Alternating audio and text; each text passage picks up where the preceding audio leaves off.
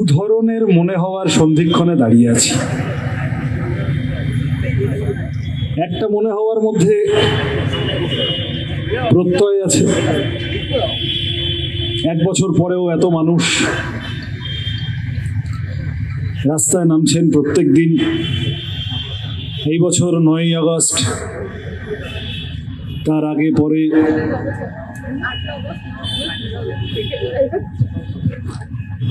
এই দাবি উঠবে, উঠছে এবং উঠবে। হাজার চেষ্টা করেও তিলোত্তমার, অভয়ার সুবিচারের দাবিকে নীরবে নিভৃতে ঘরের কোণে কাঁদানো যাচ্ছে না। এটা প্রত্যয়ের জায়গা। কিন্তু শুধু কি এই প্রত্যয়টা? আমরাও তো মানুষ। 1 বছর পরে, গত 1 বছরের সমস্ত ঘটনাবলীর দিকে যখন ফিরে তাকাই, আমি নিশ্চিত আমার সাথে ন্যূনতম বিবেকবোধ সম্পন্ন থাকা তৃণমূল কংগ্রেসের যে কোনো সমর্থকও একমত হবে না। একটা আরজিকর হলো তার এই বিরাট অভিঘাত, এই পরিমাণ মানুষ গোটা পৃথিবী জুড়ে নামলো। সেই রাজ্যে কয়েক মাস যেতে না যেতে আবার একটা সাউথ ক্যালকাটা ল কলেজ। তার মানে কি শাসন ব্যবস্থা, সরকার, রাষ্ট্র, বিভিন্ন সামাজিক গ্রুপ, রাজনৈতিক দল, বিভিন্ন ধরনের সিভিল সোসাইটি অর্গানাইজেশন, কারুর কোনো প্রভাব কোনোভাবে কাজ করছে না? আমি কথাটা নিরাশা ছড়ানোর জন্য বলছি না। এই যে বললাম, দুরকম মনে হওয়ার সন্ধিক্ষণে দাঁড়িয়ে আছি। একদিকে দুরন্ত আশা যে কিছু করেই মানুষের রাস্তায় নামা থামাতে পারছে না। এত ভয় দেখালো, হুমকি দিল, মারধর করলো, গুন্ডামি করলো,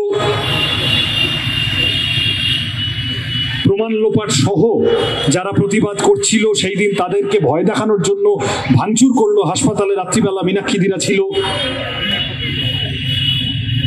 কি না করলো। তারপরে কিছুদিন ধরে টানা যে ডাক্তার ছেলে মেয়েগুলো আন্দোলন করছিল তাদেরকে বেআইনি বদলি করতে গিয়ে আজকে বোধহয় কোর্টের কাছে চড় খেয়েছে। কিন্তু প্রতিবাদকে দমন করার তো কম চেষ্টা করেনি গত 1 বছর ধরে। আমি বহু তৃণমূল সমর্থক, প্রকাশ্যে বলতে পারেন না, কোনো সামাজিক অনুষ্ঠানে দেখা হয়েছে, কানে কানে এসে বলে গেছেন, ভাই লজ্জা করছে, এই দলটাকে সমর্থন করি, কি করব, কোনো না কোনো ভাবে জড়িয়ে গেছি।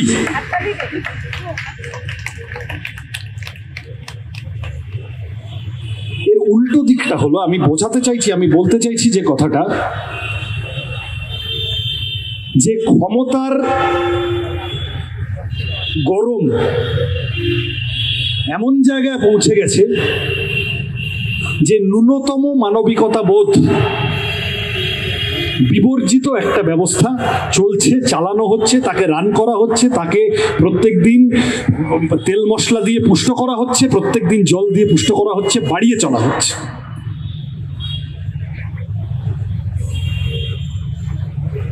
পশ্চিমবঙ্গে এই প্রথম কেউ সরকার চালাচ্ছে তা না। পশ্চিমবঙ্গে এর আগে যারা সরকার চালিয়েছে, বামপন্থীরা সহ, তাদের সময় কোনো আনটুয়ার্ড ইনসিডেন্ট ঘটে যায়নি তাও না। কোনো খারাপ ঘটনা ঘটে গেছে, সরকার কিভাবে সেই খারাপ ঘটনাকে ডিল করলো তাই নিয়ে প্রশ্ন উঠছে এই প্রথমবার, আগে কখনো প্রশ্ন ওঠেনি তাও না। কিন্তু আমি বলতে বাধ্য হচ্ছি, পুরনো মানুষরা মার্জনা করবেন, এটা তুলনার বিষয় নয়, কিন্তু খুব খারাপ সিদ্ধার্থ শঙ্কর রায়ও বোধহয় এতটা নির্লজ্জ ছিলেন না।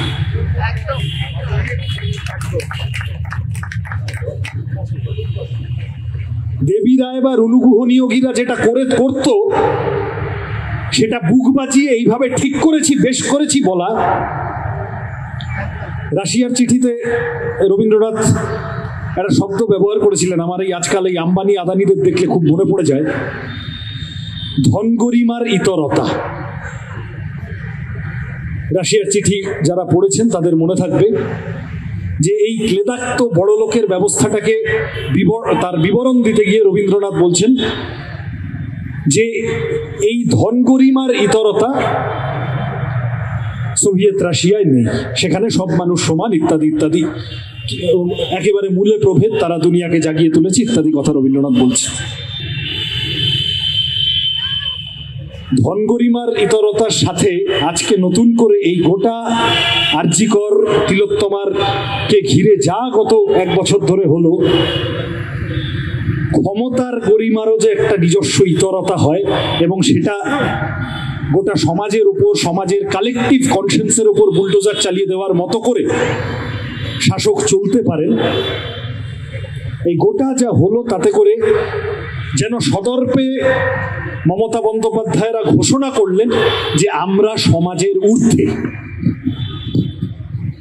সমাজের জন্য সরকার নয়, অ্যাজ ইফ সরকারেও এসে গেছেন, এবার বাকিদের দায়িত্ব হচ্ছে যে আচ্ছা ঠিক আছে, ওনার অনুগ্রহ পাওয়ার জন্য, হাত পা টিপে দেওয়ার জন্য, পায়ে পায়ে পায়ে পায়ে পিছন পিছন ঘোরার জন্য আমরা যেন বাকি সমাজটা চালাচ্ছি। উনি মক্ষীরানী হয়ে বসে থাকবেন, ওনাকে প্রত্যেক দিন ওনার মাহাত্ম্য বর্ণনা করার জন্য যেন বাকিটা চলছে।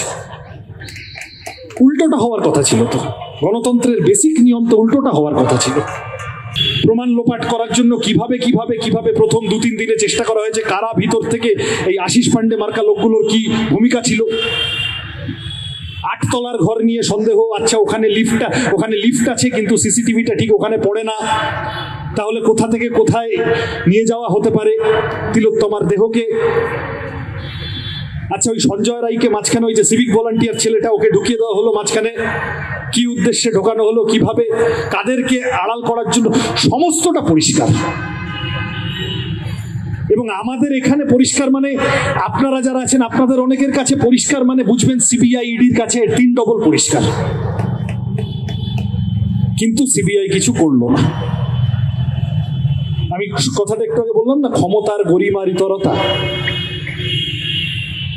মোহন ভাগবত এসে এখানে প্রথমে 2-3 দিন গুতগুতি করে ঢোকার চেষ্টা করলো, তারপরে গো ব্যাক ইত্যাদি শুনে গিয়ে ফোন করে নাগপুরে বলে দিল যে এখানে আমাদের কোনো লাভ নেই, মমতা ব্যানার্জিকে বাঁচানোই এখানে আমাদের কাজ হবে। এবং তারপরে আরএসএস এর প্রধান এসে এখানে বলে গেল যে রাজ্য সরকার যা করবে আমরা তার সাথে আছি। তিলোত্তমার মা বাবা স্বরাষ্ট্রমন্ত্রীর সাথে দেখা করার সময়টুকু চেয়ে পেলেন না।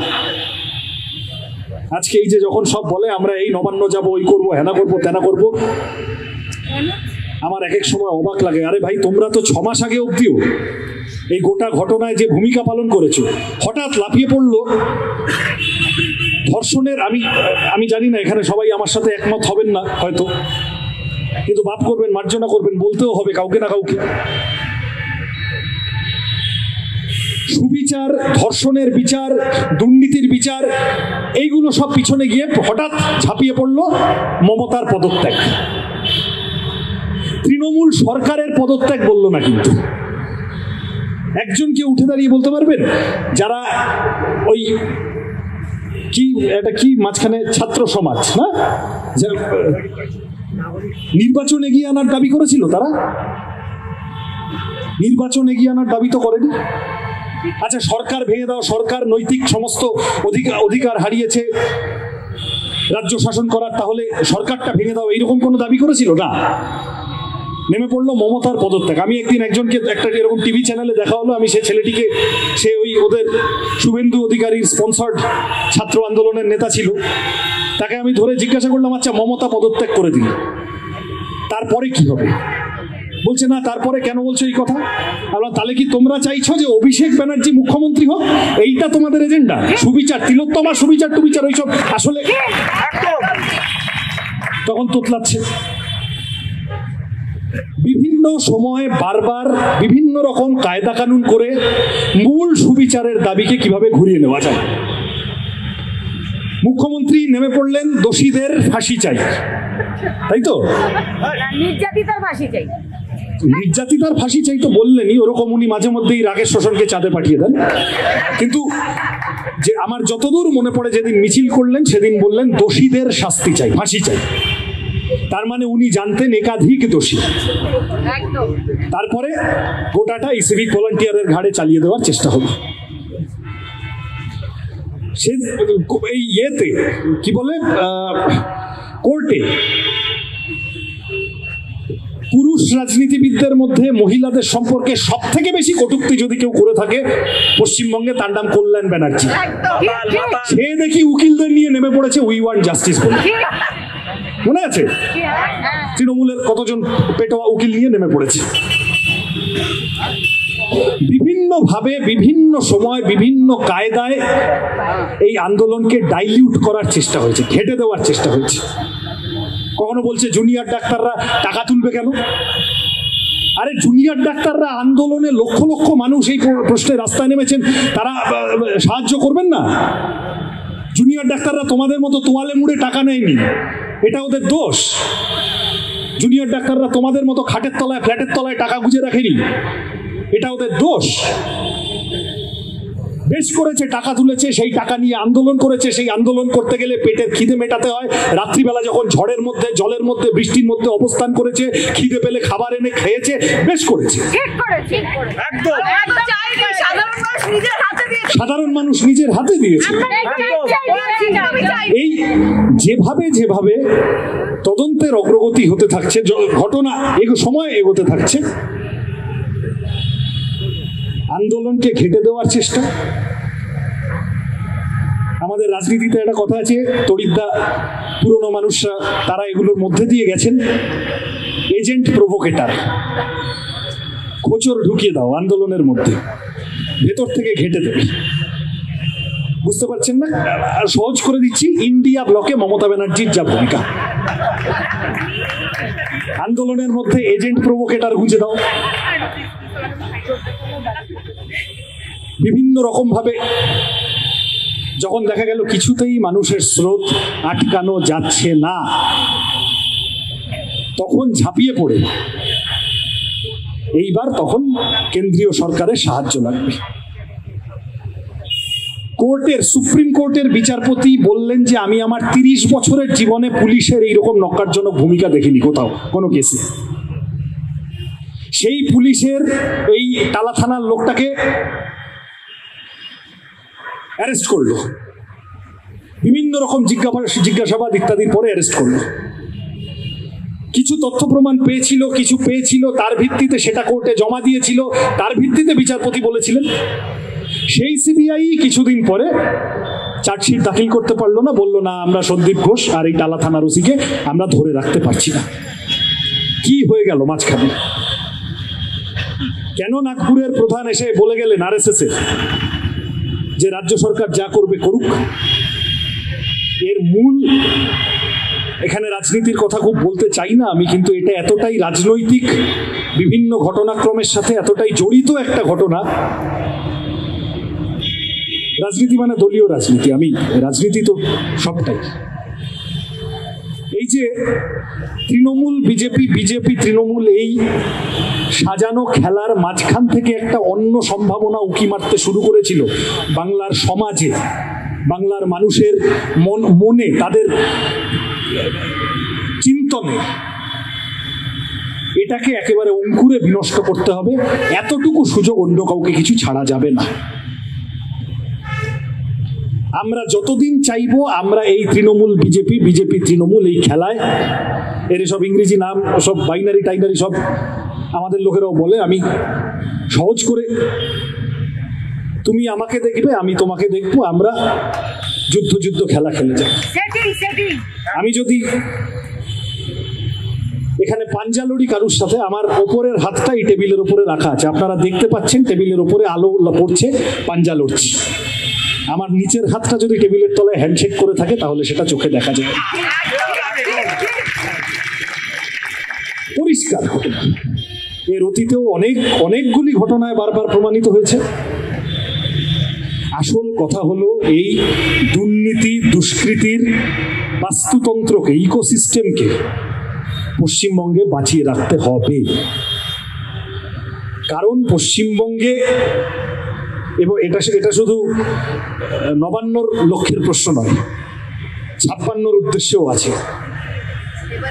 পশ্চিমবঙ্গ থেকে যদি প্রতিবাদের সুর অতীতের মতো আবার শুরু হতে থাকে, তাহলে তা সঞ্চারিত হবে অন্যান্য জায়গায়, অনেক বড় বড় হীরক রাজার গদি টলে যেতে পারে। তার চেয়ে যা আছে থাক স্থিতাবস্থা, তুমি থাকো, তুমি বিপদে পড়লে আমি তোমায় বাঁচিয়ে রাখবো। তারপরে দেখুন, সেদিন যদি আর্জি করে এরা দ্রুত তদন্ত হতো এবং দ্রুত শাস্তি পেত, তাহলে আজকে মনোজিৎ মিশ্ররা এই সাহস করতেন। মীনাক্ষীদিকে পিটিয়ে জেলে তুলে নিয়ে গেছে, তা জেল থেকে বেরিয়ে মীনাক্ষীদি ভাবতে পারবো তাহলে তো আমি জেলে চলে গেছি, আর ভয় পেয়ে ঘরে ঢুকে যেতে পারতো। তাহলে সেই দিন যদি ঘরে ঢুকে যেত, আনিস খানের ঘটনার পরে যখন জেলে নিয়ে গেছিল, তাহলে আর্জি করে তিলোত্তমার দেহ যখন লুকিয়ে পাচার করা হচ্ছিল, ওই গাড়ি আটকাতে দাঁড়াতো কে? তাই তো প্রতিটি লোক, এই যে পানিহাটির এমএলএ, এই লোকটা কেন অ্যারেস্ট হবে না? নির্মল ঘোষ রাতের অন্ধকারে সাত তাড়াতাড়ি পুড়িয়ে দিল। আরো টেকনিক্যাল বিষয় আপনারা জানেন, আমি তার মধ্যে যাচ্ছি না। প্রশ্ন হলো যে এখান থেকে থমকে যাব, চারপাশ দেখে মন খারাপ করে বসে যাব, নাকি অন্ধকারের উৎস হতে উৎসারিত আলো বলে পরের দিন সকালে আবার নামবো? এইবারের 9ই আগস্ট আগামী অনেক দিনের লড়াই। আমার কেবল আপনাদের কাছে অনেক সময়, আমাদেরও তো রাস্তাঘাটে নিশ্চয় বাকিদেরও এই অভিজ্ঞতা আছে, আশফাকুল্লাদের নিশ্চয় আছে, আমাদের রাজনীতির লোকেদের আছে, আরো চন্দন দ্বারা তাদেরও নিশ্চয় অভিজ্ঞতা আছে। অনেক মানুষ এসে এই সময় বলেছেন, যাচ্ছে এত লোক নামলো তাও কিছু হলো না, আচ্ছা তাহলে কি করে হবে? ওই যে গান গাইলেন আর কবে, অনেক মানুষ এসে প্রশ্ন করেছেন তাহলে এতেও হলো না, আর কবে? আমার কেবল আপনাদের কাছে এইটুকুই বলে শেষ করা, আমরা টেস্ট ম্যাচ খেলতে নেমেছি। এটা দীর্ঘমেয়াদী লড়াই।